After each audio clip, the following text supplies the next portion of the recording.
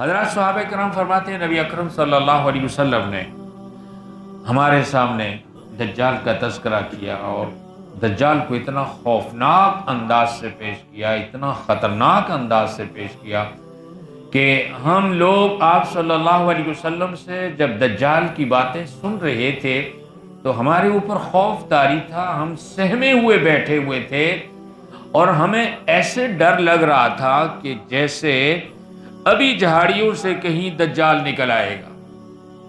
حضور اکرم صلی اللہ علیہ وسلم نے ہماری پریشانی کو اور ہماری گھبراہٹ کو دیکھ کر فرمایا گھبراؤ نہیں، اگر میری زندگی میں دجال آ گیا تو میں اس سے نمٹ لوں گا۔ فرمایا وہ جس دور میں آئے گا وہ حضرت عیسیٰ علیہ السلام اس دور میں آئیں گے اور دجال کا ان کے ساتھ مقابلہ ہوگا۔ اب یہ دجالی فتنہ جو اتنا بڑا عظیم فتنہ اور بدترین فتنہ اور اتنی بڑی آزمائش اور اتنا بڑا انسانیت کے لیے امتحان ہوگا، دجال خدائی کا دعویٰ کرے گا۔ اللہ تعالیٰ اس کو ایسی خرق عادت طاقتیں اور قوتیں دیں گے جنہیں دیکھ کر لوگ اس کو خدا تسلیم کر لیں گے۔ وہ بادلوں کو حکم کرے گا بارش برساؤ تو اس کے حکم پہ بارش برسائیں گے، وہ زمین کو حکم کرے گا تو وہ طرح طرح کی کھیتیاں نباتات پیدا کریں گی، اور جو لوگ اس کو اللہ رب نہیں مانیں گے انہیں طرح طرح کی مصیبتوں میں اور پریشانیوں میں اور بھوک اور فقر اور بدحالی اور خستہ حالی میں وہ مبتلا کر دے گا۔ لیکن ماننے والوں کے لیے وہ دنیا کو گویا جنت بنا دے گا۔ اسی لیے حضور علیہ السلام نے فرمایا اس کے پاس جنت کی سی کوئی چیز ہوگی اور جہنم کی سی بھی کوئی چیز ہوگی۔ محدثین اکرام فرماتے ہیں کہ ممکن ہے یہ الفاظ تشبیہ اور استعارے کے ہوں کہ وہ اپنے ماننے والوں کو ایسا ماحول فراہم کرے گا گویا جنت ہے، اور نہ ماننے والوں کو ایسا ماحول فراہم کرے گا گویا وہ جہنم میں ہے۔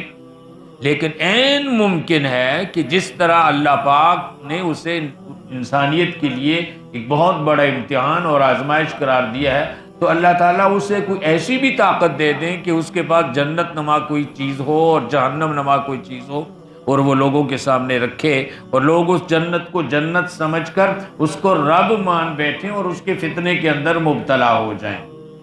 تو ایسی ایسی طاقتیں خرق عادت اللہ پاک اس کو عطا فرمائیں گی۔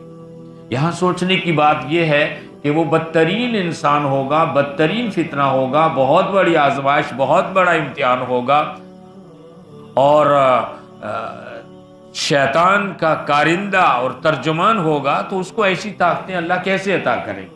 دیکھیے، خرق عادت چیزیں یعنی وہ چیزیں جو عام انسان کے ہاتھ سے سرزد نہیں ہو سکتی،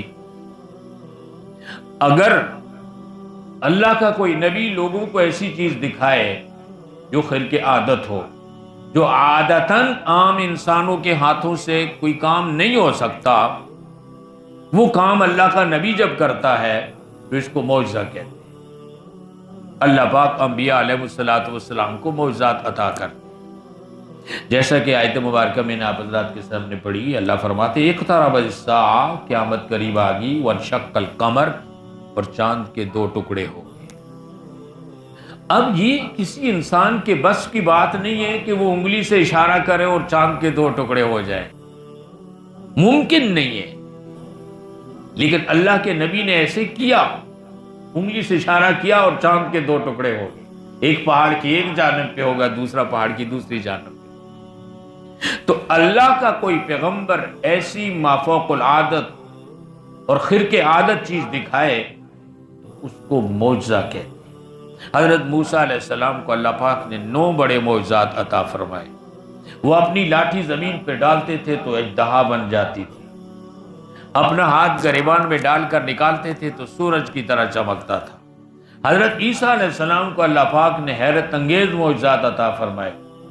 وہ مادر ذات نابینا کی آنکھوں پر ہاتھ پھیرتے تھے تو بینا ہو جاتا تھا، کوڑی اور برس کے مریض کے جسم پر ہاتھ پھیرتے تھے تو تندرست ہو جاتا تھا، مردے کے جسم پہ ہاتھ پھیرتے تھے تو زندہ ہو کے بیٹھ جاتا تھا اور باتیں کرتا تھا، بعد میں پھر مر جاتا تھا۔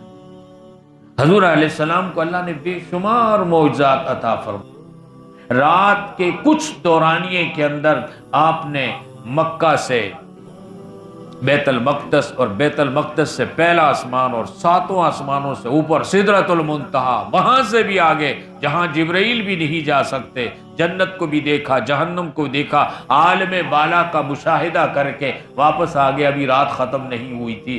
یہ ناممکن ہے کسی انسان کے لیے اتنا طویل سفر اتنے تھوڑے دورانی میں، لیکن ہمارے پیغمبر صلی اللہ علیہ وسلم نے ایسا سفر کیا۔